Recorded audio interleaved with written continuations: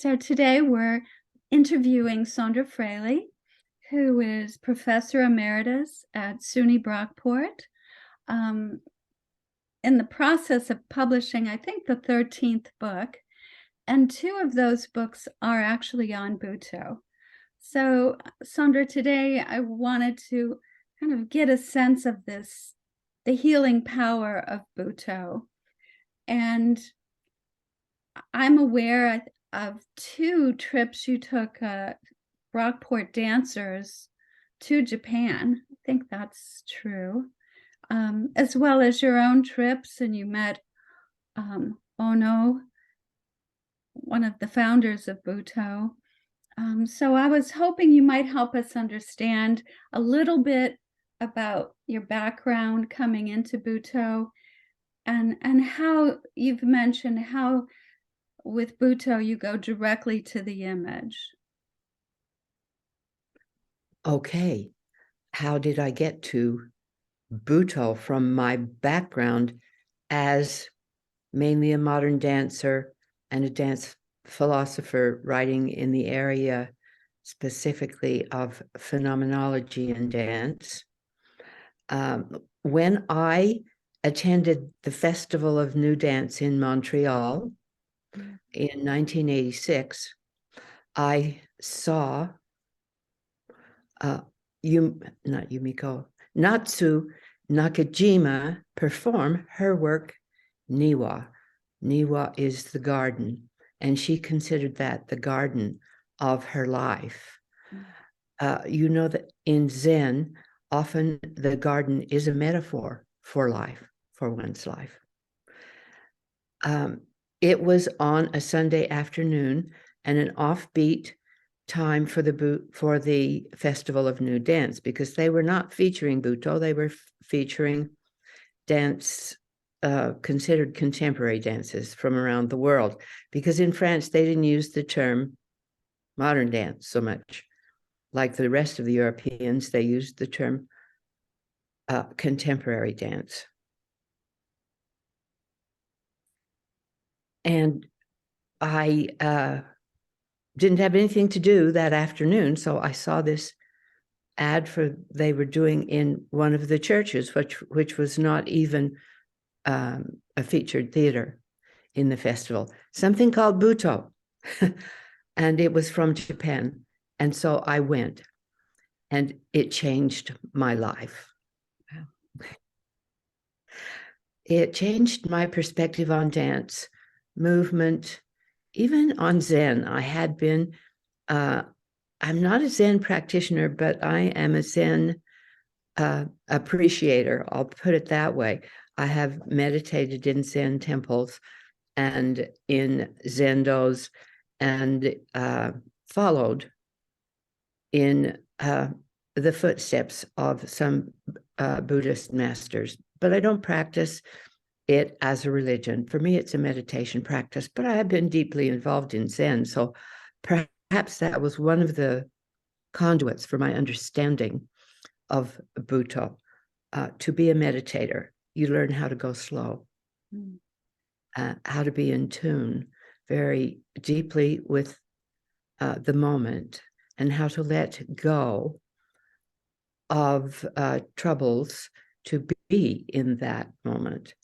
Well, her work, I felt, took me into my soul. There's the word that Jeanne loves and Jungian psychology loves. I felt my soul ruminating there on stage in her dance, the garden of her life, the garden of a woman's life.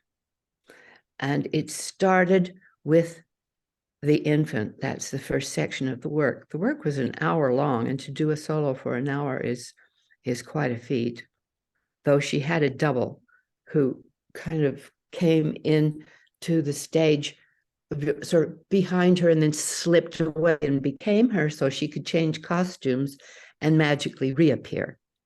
And you wondered how that was happening. Oh, that's one of the ploys of kabuki theater. So the Japanese know how to do that well.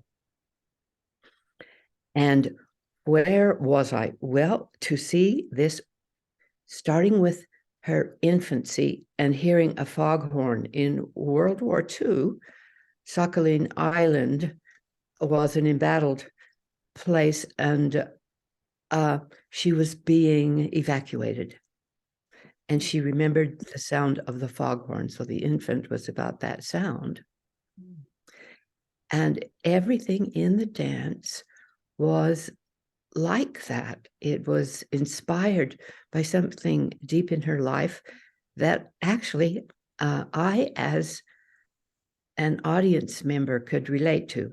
And it's not always the case that the audience has a direct conduit over to the meaning of the dance. I think that, so what do I suppose about that dance? It ended with transfiguration. She's not dead. She's obviously on stage, but she goes to goddess iconography from around the world for the end of the dance. And she becomes these goddess images. We have Mary, the mother of God, and that's represented with Christian gestures. I won't try to do them for you. You know some of them. It's like the cross, but you could take that way out into space. And it goes to Kuan Yin in China, who is the mother of all. And it's a Taoist image, so not Zen. So she brings in these goddess ideals from around the world. Kuan Yin is also said to appear as a man or a woman, whatever is needed at the time.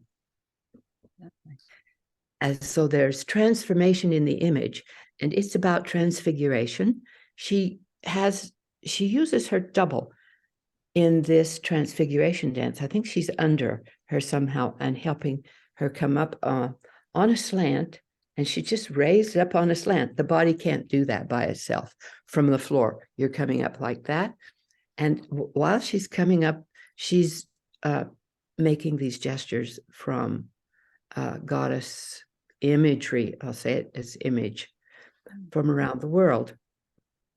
They're not metaphors, they are images, because they don't stand for something outside themselves. They are what they are. That's a helpful clarification. Thank you. So I went back to my room after seeing this dance, and I wrote all afternoon about how it affected me and what it meant, and how amazing it was, and how different it was, how immediate it was. I sent my short writing and essay became that to Natsu Nakajima in Japan. I got her address from the festival, the festival officers there, and I thought this will never reach her. Well, it did. And she answered me back, thanking me for my writing and asking me if I'd like to visit her in Japan and meet Ono Kazuo and some of the Butoh artists there. I was invited to a meeting. And of course I said yes. That was my first visit to Japan. So that was in 1986. Her dance was made in 1985, so it was still fresh, but eventually she did perform it many times in various places around the world. She was the first Butoh artist, aside from Ono Kazuo, to take Butoh outside of Japan. Ono did take his dances. He's considered the grandfather of Butoh because he really didn't start to dance. Again, he had danced as a young man, and then he went off to, World War II. He was conscripted. And for 9 years, he was a soldier. Actually, he was in China before, in another war. And then World War II came, and he, of course, was used as a soldier in World War II. He didn't start to dance until he came back And he was like probably, I can't figure out how old he was right here and now, but maybe around 60. And by the time he entered into this form of dance called Butoh, he was an old man. And his world tours started at age 76, when most people are retiring. And Wow. Ono Sensei danced into his 90s, and he became a centenarian. He didn't die until he was 103. When he was old and in his wheelchair in his studio, his son would help him into the chair. It wasn't a wheelchair, it was a regular chair. His son would help him into the chair and play music for him so he could just move his arms and dance from the chair. And he did like to move his arms to the music of Elvis Presley. I love that. Now, here's the strangeness of Butoh. It incorporates images and interests from around the world. It's not just about Japanese imagery. Hijikata, who's considered the founder of Butoh, and I think Jeanne is going to show you a film of Hijikata. I'll tell you a little bit about Hijikata. I never met him. He died before I became acquainted with Butoh and went to Japan, though his lifetime certainly crossed mine.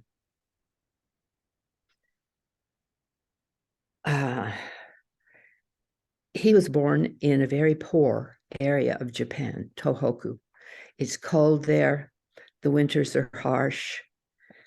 The people don't have birth control. This is ages ago. They have lots and lots of kids, and babies they have to take to the rice fields and the rice paddies to work with them, but they don't have child care centers. They take their babies with them. And the babies were carried to rice fields in baskets, and they were left in baskets the entire day while their parents worked in the rice fields. And Hijikata's first inspiration for doing kind of his own kind of dance came from the cries of the babies in the rice baskets. Mm-hmm. He said the howls of the babies reached the heaven, and he never got over the sounds. So he was a very serious man, serious young man, when he started to move from some of these inspirations. So that the images of babies crying in rice baskets would be one of the first images of Butoh.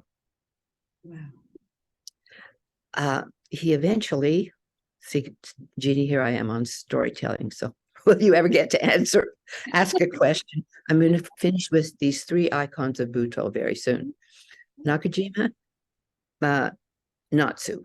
I'm saying their last names first, which is the Japanese convention. Hijikata Tatsumi and Ono Kazuo. These three icons at the foundation of Butoh, and Butoh's gone around the world since then. What else do you need to know about Hijikata? He was a surrealist. Not that he knew he was in the beginning. He started dancing by studying ballet in Tohoku. They had enough, well, this was also World War II time. They had German influences there. They had some French influences.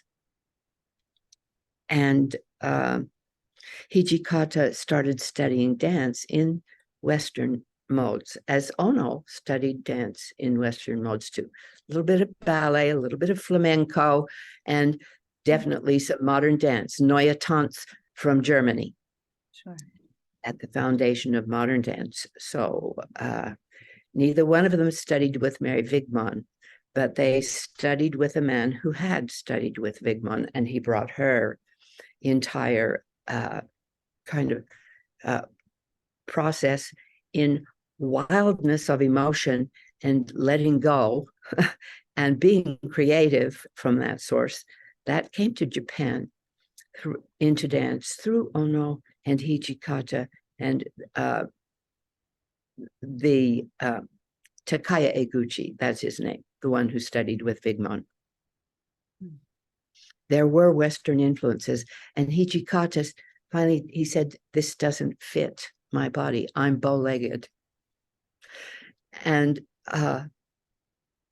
the Japanese during this time and before had poor diets, and they had lots of rickets, and there were lots of bow legs in Japan.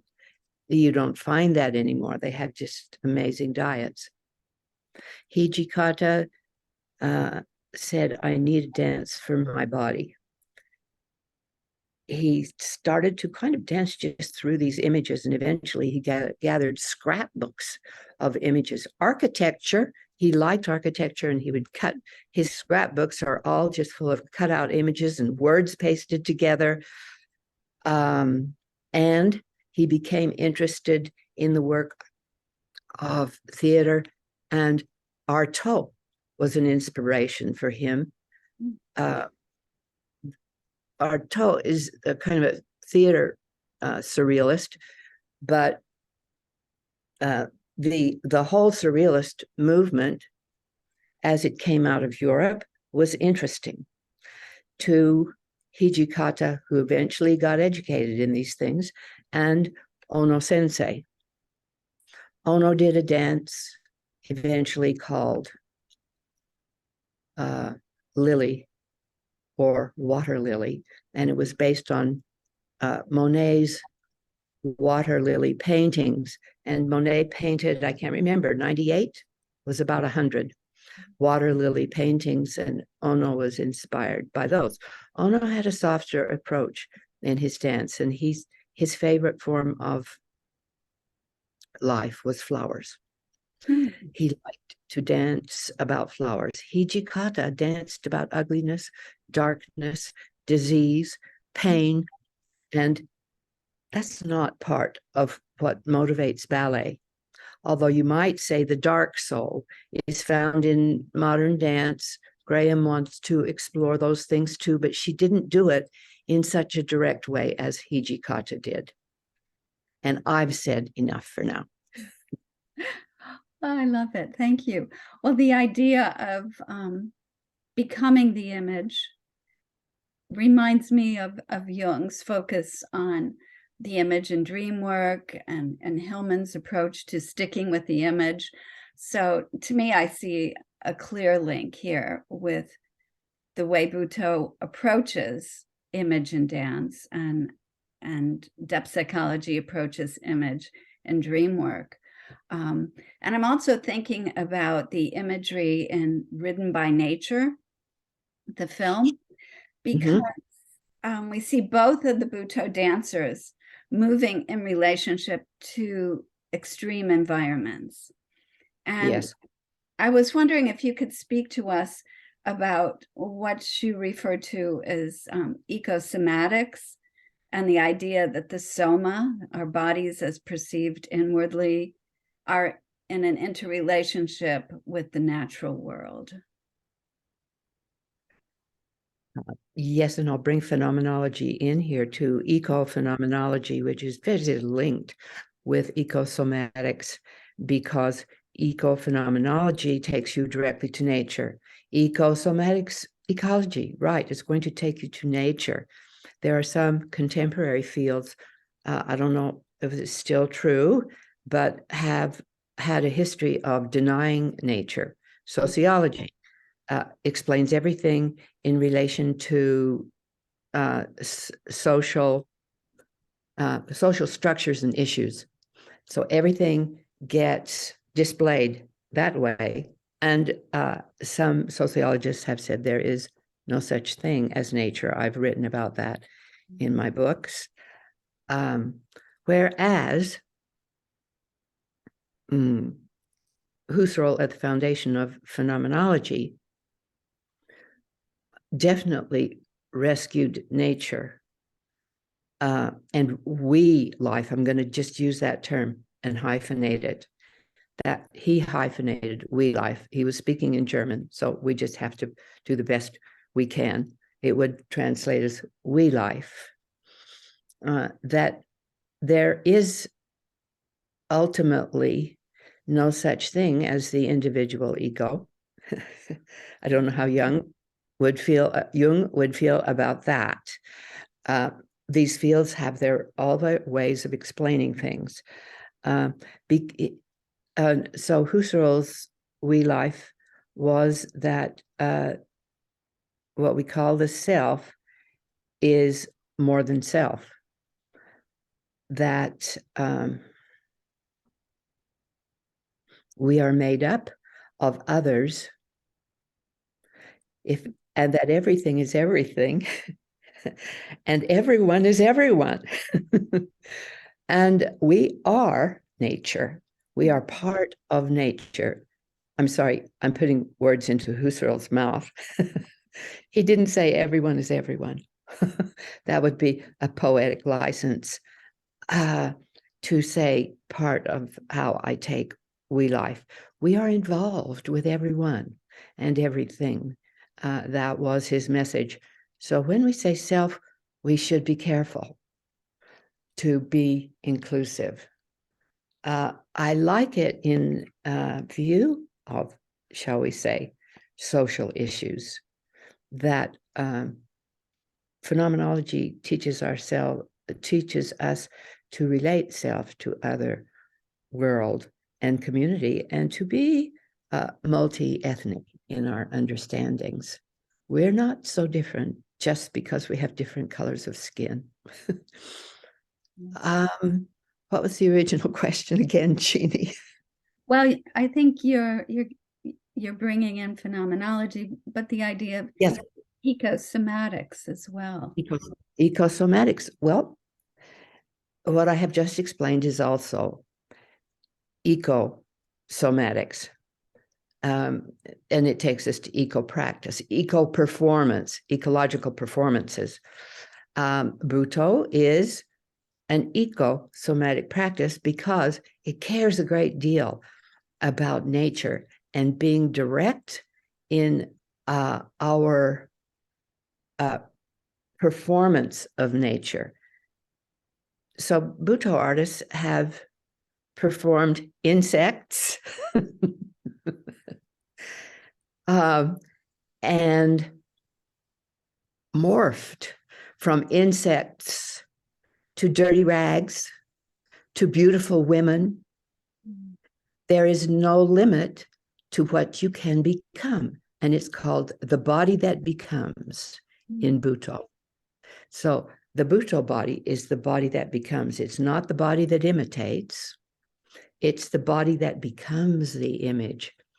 And so, I think you have to be a little careful here, because when you become these dark, difficult things and you take disease into yourself and you become leprosy, as Hijikata danced, he danced leprosy.